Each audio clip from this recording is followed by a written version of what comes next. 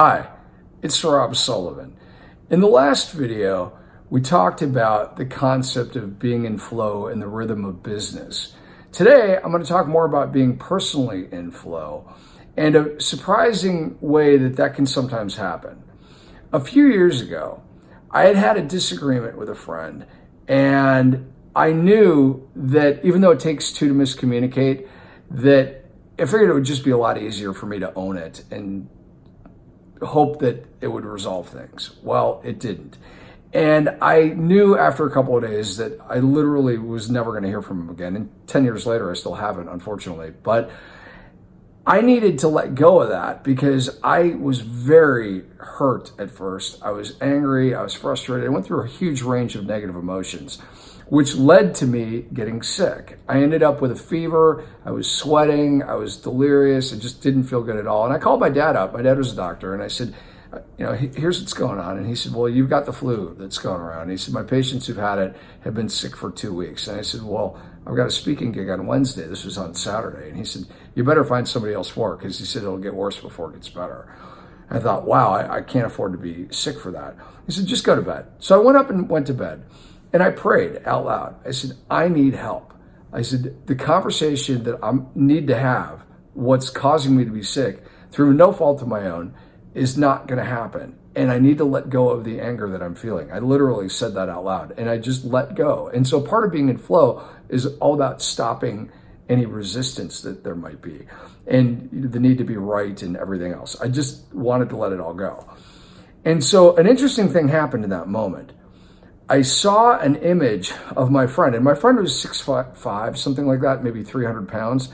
And I saw a picture of him, and he was in a circle in the shape of the guy with the arms and legs out, the Leonardo da Vinci picture.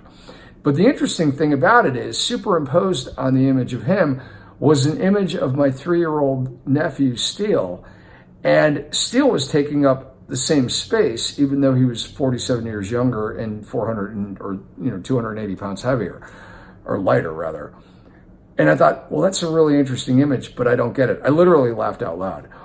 And it was funny because in that moment, I heard a voice, and it's one of two voices I've ever heard in my life. And the voice said, he is at the emotional development level of a 3-year-old. It is not his fault. Be more compassionate. And I thought, wow, what a brilliant image, first of all. And then the message was so compassionate and it was so clear that I literally felt the huge weight lift. And people talk about that as a cliche. It's not a cliche. I mean, when that weight lifts, you feel it. And I felt it. Twice that night, I woke up drenched with sweat as my body purged out all that negative energy that had been flowing through it all week long. I had to change clothes twice in the middle of the night. I woke up in the morning, I was completely fine, healed. All because I got back in flow. I eliminated the resistance.